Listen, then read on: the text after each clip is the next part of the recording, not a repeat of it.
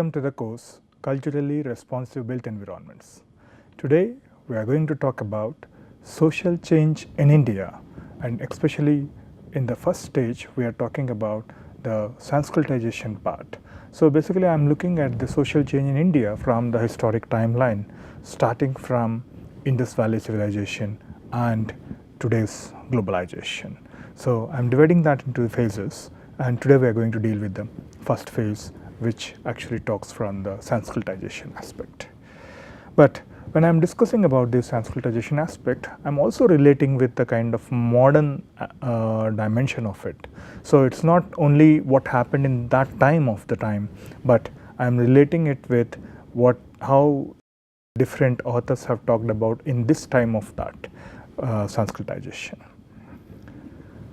So when we talk about history, and especially when we talk about Indian civilization, the very first thing which comes in our mind is one of the first river valley civilizations.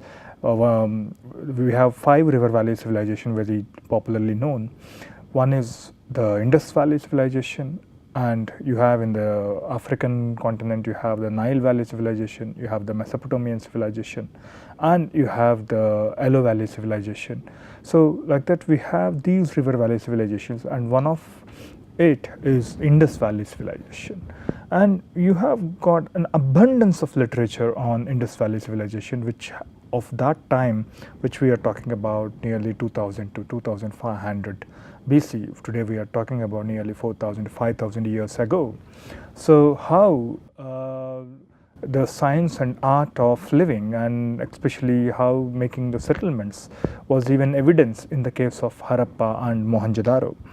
In fact, even in that time, we do have the evidences of some of these Indus Valley civilizations, which spreads on the northern west part of the Pakistan, the Pakistan component of it, and the northern west of India, parts of Gujarat, Dholavira, and the Jammu, Punjab, the western and eastern Punjab parts. So we have a very good evidences of ancient sites of that time, and very prominent sites in today's reference is also, which is evident, is Harappa, the Harappan civilization, and the Mohenjo-daro. So what you see here is a kind of settlement layouts where we have the whole settlement have a good planning system. That's where they talked about the street layouts, which was oriented towards the cardinal directions, and they also have an understanding of the basic principles of traffic with the rounded corners to allow the turning of carts, and these streets divided the city into 12 blocks. So basically the skeleton of the street network divided the whole settlement into 12 blocks, except for the west central block. The basic unit of city planning was an individual house. Here the individual house, the courtyard system planning has been done, and the drainage system has been evident in that particular planning process. Unlike many other river valley civilizations where we think about Mesopotamia, we talk about the monumental scale of ziggurats, where in Nile Valley we talk about pyramids. Here we may not find that kind of monumental scale, but they do have the functional scale of, like we have some of the important, the great bath and the granary to store the grains. So this kind of, because in the earlier slide which I was talking about, the central western blocks were reserved for public architecture. So that is where the great bath has been subject of much debate. And so it might have been various ritualistic bathing, various ceremonial issues, so that is where the public ceremonies used to take. So before talking about the further civilizations, what happened in India, I would like to give you a brief understanding of a very vague timeline. I cannot say it's exact, but it's a very more or less of a similar times. So if we are talking about the Indus Valley civilizations, we have the Mohenjo-daro here, we have you have the Harappan civilization, you have the Dholavira in the Gujarat, you see. So this whole stretch we have the evidences of Indus Valley, because here one of the Indus River, which branches into Jhelum, Zeneb, Ravi, Beas, Sutlej. So this is basically 5 rivers. So that is where today we call Punjab. Punjab is about 5 rivers. So in how the name India also comes from Sindhu river, and then it become a kind of Indus, and then Hindu, and then the kind of, that's how the India name has derived from, because that is how various timelines and different political slangs came through, and that is how the transformation came.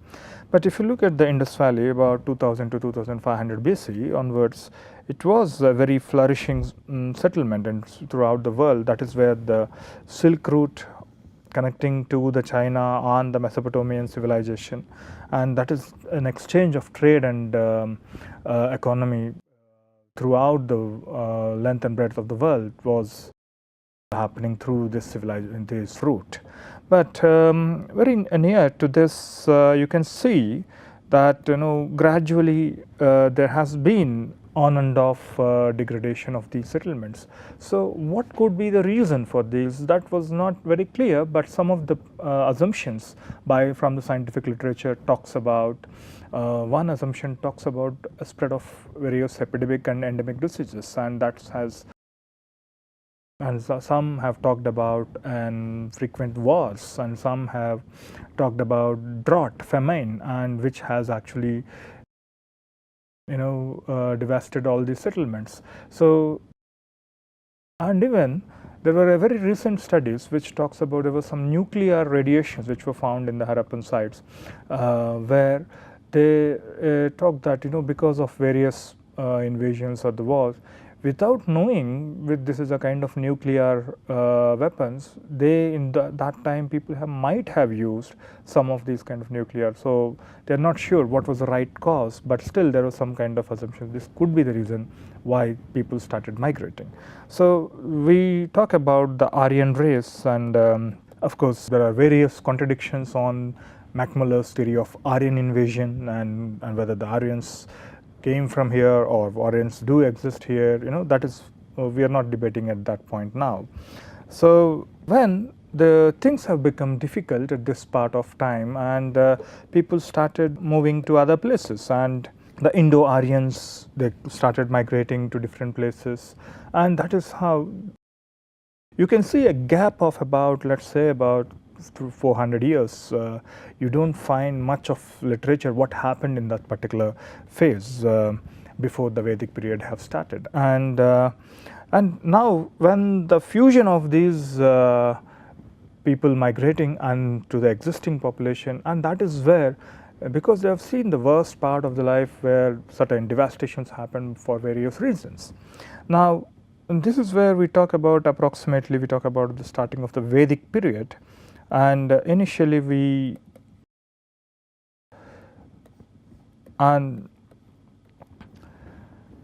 in this particular phase, this is the Vedic period where people have generated the rich scientific literature. I mean, they have developed the 4 Vedas. Veda is Vid means to know, and the Veda is knowledge. So this Rig Veda is the first part which they have developed, and after that they developed the Ajur Veda, Sama Veda, and all these aspects. So during this period, if you look at what were the settlements, because before the Vedic time, you have evidences of a good scientific planning approaches in the city, and you have a good organization of various public places to the private spaces, from the great granaries to the bath and to the individual dwellings of a courtyard houses, and a linear pattern of arrangements, and a block level dividing a block level. But in the Vedic time, you may not find that kind of very monumental scales, and but that also took some time to take over. And from here again, if you take, this is 1000 BC, this is where we talk about our Puranic events that might have took place about Mahabharata or Ramayana, and that is where we again further go down to the 500 BC about, that is where the Buddhist, before we are coming to this, and that is where the Buddhism and Jainism have been started, and that's the whole transformation. If you look at this particular, and how the settlements, especially in the Vedic civilization were, and that's, I'm just briefing it out, what is the Vedic. So as I said, here the vid means to know, and Veda means, literally means knowledge. So here, and that is where, because the rich scientific which has a laid foundation for even today's modern Indian society, these Vedas are the first very basic foundation pillars, and that is how the whole society is based on. And today, even today, whatever various caste systems we are following, various social institutions we are following, various rituals we are following, so basically our way of life is defined with that particular principles. And there's a small video I've just show you to show how the patterns of living during the, it's a very educative video, it's very, even the kids can look at it. So it's just to understand how their basic house types and how their way of living, just a 2-minute video. The Vedic Age.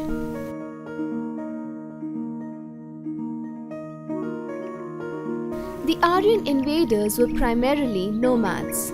They were not accustomed to the urban way of life. They cleared forests near riverbanks and settled in small villages. The Aryan villages were simple structures which formed the basis for architecture in India. These huts were very basic, circular, and with thatched roofs over bamboo logs. Fences of wood and bamboo surrounded the settlement for protection against wild animals. Soon, the demand for fertile land grew and rivalry spread. Groups of villages joined forces, and thus small cities or clans called Vees were born. A group or clan formed a jana, and their leader was the Rajan or king. The city buildings were made almost entirely from wood, and walls protected each city. The Vedic carpenters became skilled at constructing timber structures, and their techniques were used in stone constructions of the future.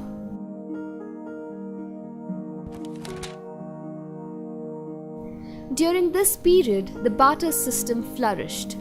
Coins were introduced for trade and were called the nishka. It was during the Vedic age that the caste system was born.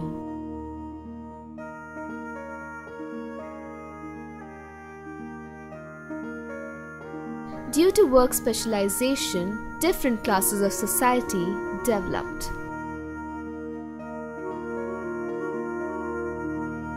The Aryans made the single largest contribution to the Indian religion through Sanskrit.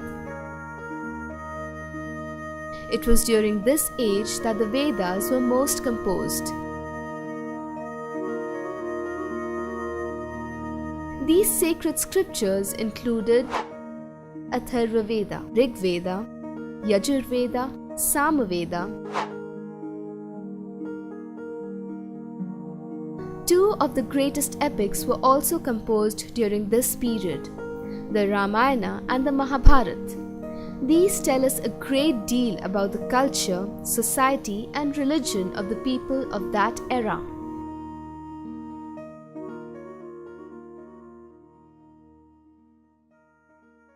And when it comes to the Vedic literature, we have two types of literature. One is the Shruti literature and the Smriti literature. And whereas Shruti, it is basically the knowledge attained by all the saints or the rishis, with the kind of meditative and the tapasya or sadhana, which is kind of supranormal consciousness. So, whereas Smriti, it talks about what is remembered and knowledge acquired through the experience or the tradition. So because how we act, this Puranic elements also come in this phase where we talk about what has happened, what is remembered, and how this is passed on as a tradition to the further generations. Now, and this is the time we were talking, because see, if we talk from the Greek civilization, that is where the democracy was first thought about it. And when we are talking here the Indian society, how the stratification of the society have started. And initially, if we look at this is all based on the followed on Chaturvarna classification, and what it does is, so it has divided the society into different segments. In fact, there are different versions of it. One is, in fact, one of the main Hare Rama Hare Krishna Prabhupada, Sri Prabhupada, what he says is, it's a management principle, how a strategy, how it's a kind of strategic management principle, how a society could operate and sustain. So what he says is, and they relate to the place. So a Brahman who was normally referred in the kind of highest order of the society, so it's basically in the mouth, it is referred to the top pinnacle of it, Brahman, who manages the spirituality of the place. And you have the arms, who manages the defense of the place, that is where the Kshatriya comes in. And and then you have the legs, who operates with the trade and the economy of the place, who roam around and who manages the trade and economy of the place. And then we have, that is where the legs, and then we have the feet, which is the Sudra, and further the untouchables, who supports all these categories. So without them, you can't imagine that these people can operate, because everything is mutually supportive in nature. So initially the Varna and the first top three, they were in some of the literature which is still not completely proven, but they say Dvija, which is also twice born groups. So some actually contradict on this. There's nowhere it was mentioned in the Vedas or anywhere like that. But I'm ignorant of this particular. But what they say is twice born groups, which are referred to kind of. So first you are born as a physical being with your parents, and then once you are reborn, to actually be part of the society, and that is where this talk about the kind of twice born groups. So you are in the higher order of it. So, but the difference between Varna is basically each color is denoted with different occupations. Here you can interchange occupations through, like, let's say a potter can become a warrior after a generation or two generations. So here the interchange of this social mobility is always possible. But how does this caste system, and especially this Varna system, is gradually led to the jati system? So if you, this is what I understood from studying various parts of literature, and I am just telling my understanding. And what I felt was, when initially it was stratified based on the occupation systems, and one can interchange, like if you look at the Kshatriyas type, even Mahapadamanand, who was also a kind of referred as a kind of Shudra king. So basically there was, Shudras were also kings in the historical events, and so they can easily interchange the occupations. But it might have happened in such a way that maybe a potter, or example any other, and a Brahman was practicing his spiritual in the temples in the hardcore of the city, and whereas the Sudras and untouchables living outside the bank of the river and working on pots, working in a hot sun. So obviously there are some genetical transformations through generations. Let's say 4, 5, 7 generations. There are definitely, because of heat, because of their exposure to the climate, so how definitely the genetical transformations have occurred. And obviously the pollution aspect also is an important, because a person working in a pottery is more exposed to the kind of pollutants, and that is how, the person who is more in a spiritual aspect of the place, so how he tried to demarcate himself in a more of polluted and non-polluted and more spiritual, this kind of category might have developed. That is what my understanding about. So this might have taken a long time, but gradually this has evolved as kind of Varna to the jati system. That is where a Brahman has to be born in the Brahman, and a potter has to be born. So your birth is the signifying factor of your jati, and it is there for your lifetime token. So I want to bring an important author's work, especially on this caste issues, where he talks about on the same topic. Mysore Narasimhacharya Srinivas works, which is a great sociologist work, and he worked on social change in modern India. In fact, he talked about Sanskritization, Westernization. He also talked about the modernization aspects of it. But in this lecture, we'll be talking about what he talks about the Sanskritization of it. When this caste system, and especially in his work in the Coorg community in Karnataka, where he have greatly observed how the transformation, how the imitation of these caste groups or the tribal groups, how they're imitating the upper class and the lower, to attain the status of it. So he observed very carefully, and that is how he initially coined a term of Brahmanization, because at that point of time Brahman is one of the kind of higher order, because he is more valued because of his spiritual nature and because of its than Kshatriyas or Vaishyas. So he is on the higher order. So that is where the imitation has been taken with the Brahmanization. But then he replaced this by the Sanskritization.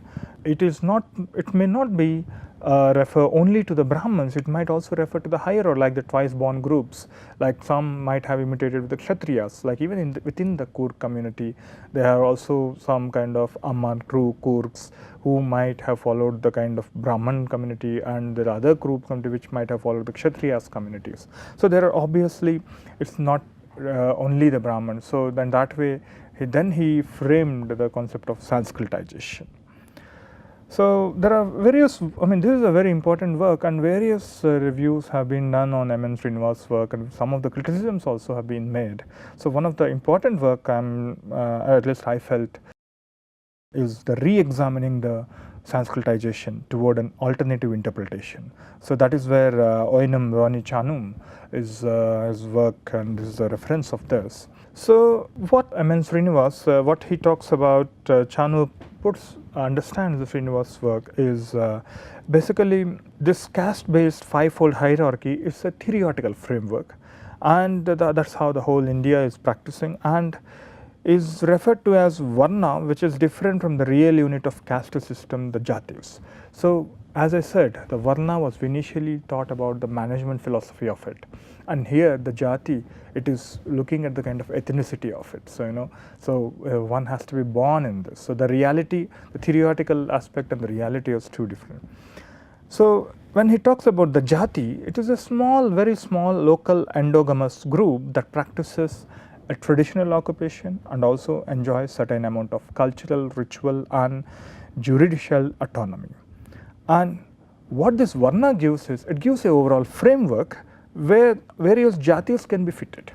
So for example, let's say if you are talking about a family, a particular group of a society which are the cider makers, So who takes the ciders, the palm ciders. So if you imagine if they are belonging to a particular clan or a group. So when we talk about endogamy, obviously it talks about within that they might have smaller groups, but then even their marriage, everything happens within that group. So they don't want to go out of that. So because they share a similar cultural values, they have similar food habits, dress and their diet.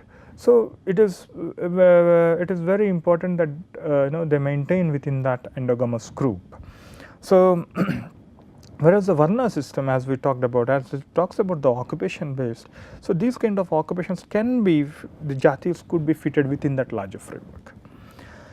That is where M.N. Srinivas also have find difficulties in arranging these jatis within the framework because of the confusion in the middle regions of the Varna system, so where you are talking about the Sudras, the Vaishyas and the Kshatriyas and the Brahmins, where you are talking about the middle aspects of it, how because it is not a very static thing, things are changing in time, and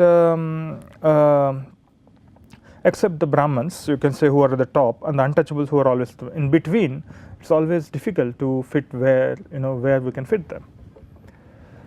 And that is where the movement of various castes in the middle regions, he talks about, does not impact on the structure of the system. See, one is trying to imitate the upper caste, but he might follow his diet, he might follow his dress, he might follow his rituals, he might follow the way he lives, but what it is not creating an impact on the structure of the system. It is only giving a positional change. It is only giving a positional change of the concerned caste. So he might become rich or he might become equivalent to it, but the thing is, it is not changing the structure of the society. That is where, while individual caste moved up or down, the structure remained the same. So that is one of the important understanding. Then again, here we talk about, there are 2-3 models of Sanskritization, but I am basically emphasizing on 2 models of the Brahmanical model and the Kshatriya model, which is the most valued model. So here, when we talk about the most valued model and the most popular model, so why the Brahmanical model is most valued? Because of it's the dominant caste, and it's also because certain practices of the rituals they do and certain tedious practices, which in terms of their diet, in terms of the Vedas, in terms of the scientific literature they pronounce. So they all, that particular thing actually segregates the rest of the people from very differently, because the here occupation is more of a spiritual orientation, a ritual orientation, but here it is a different orientation than Kshatriya, and that is where it becomes a kind of more valued model, and this is more of a popular model, because this could be easily attained, but to attain this you need to do a lot of effort, and the integration also is a very difficult process. And on the other hand, we talk about, the M.N. Srinivasa's work on the understanding of the Sanskritization. Why he referred this word of Sanskritization from Brahmanization is because if we actually talk about, it is not only people tending to change towards, imitate or the Brahmins, but there are also other groups which they are the higher caste groups. So, but if you, it is also talking about a society, and how he talks about the Sanskritic Hinduism, because much of the literature is literate in the Sanskrit, and it is very much well practiced, and that is where he talks about how these associated with the place. Of course, they are all mentioned in the sociological terms. In fact, I try to bring with the kind of how it is associated with the places. On one, we talk about the river worship. So let's say in a context of Cougs, he talks about the Kaveri river, which is regarded as a sacred river by all Hindus. So that is actually, this whole theory is uniting all the communities, different castes, and how a place is actually a kind of unifying factor. So the river worship, like an example, there are many tribes in Chhattisgarh area, in Amarkantak and Madhya Pradesh area, but you see everyone, there are different tribes, their own gods, but then they still all pray for the river Narmada. They call it Narmada Maya. Similarly, in the Coorg community of various tribes as well. So you have the Kaveri Ma, and the second thing which they share about is the kind of Hindu mythology. So in fact, as I discussed before, the Hindu Puranas about the Ramayana or Mahabharata, which acts actually as a medium to locate various local communities within the vast landscape. When we talk about these stories, these are narrated through places, through people, their activities, and that is how people associated their belonging. And that gives a very vast landscape. When the moment you are talking about Ramayana, it starts from Ayodhya to Sri Lanka. The whole landscape is visualized, is imagined. And they also have the Kaveri Purana. In the Coorg community, they have also Kaveri Purana, and the great epics of Ramayana and Mahabharata, as well as they have the myth of Bhima's pebble and Rama's dilemma. All these things is connecting the communities. And then the Sanskritic theological ideas. So they also talk about, because in the Hindu philosophy we talk about the karma and dharma, and we talk about the good and bad and the heaven and hell, so the moksha. So because these are some of the aspects which actually connects with these common theological ideas. And the sacred direction, the Cougs also believed that eastern direction with the sun god as a good sacred direction, and the southern direction associated with Emma as a bad sacred direction. So even the direction also talks about, and the way the mourning, when some death happens, obviously in many Hindu cultures, even today we see they shave off their head, and especially for the chief male members, and the dietary habits which do not include meat or alcohol, and especially in the Gur community, they do have this kind of pork meat, and whereas in the auspicious conditions they cook vegetarian. In some of the communities they do only vegetarian. So especially even in the mourning period, so each of these customs are very much related. Birth related, pollution, purity, again when a child is born, and the whole entire Kur family, they call, in at least in Andhra we call it as Antu, and we'll call for a specific period of time, let's say 12 days after the birth, and then they take a bath, so that the whole impurities go out, and they again clean all the whole house, so they did conduct a ceremony. So these are kind of rituals which also, again the holy bath. So it's also the belief of how the bathing ceremonies, not only in the Tala Kaveri, which is the starting point of the Kaveri, and as well as the Dakshina Ganga, so, and in the marriages. So here again they perform various rituals in the marriages, how the bride and the bridegroom perform, especially. And there is one significant thing which you can look at it is a kind of here they have to actually one of the member of the groom's party, he has to chop down the mock banana trunk soldiers. So basically a kind of a warrior way of imitating of the Kshatriyas. So they need to, this is one of the ritual which they, so he need to chop down all these warriors, the mock warriors, and again practicing the vegetarianism during festivals. So again it offers non-vegetarian dishes, but during the ceremonies they are obviously purely vegetarian, and this is very common in the whole South India. And the idea of this whole process is, it is basically knitting the Hindus together into a community. This is where we are talking about tribal groups, but these kind of landscape of a river, landscape of a places, landscape of a rituals, I mean this kind of rituals, what they practice, the dietary processes, the way they live. So all this connects a kind of community. It gives a shape for a community.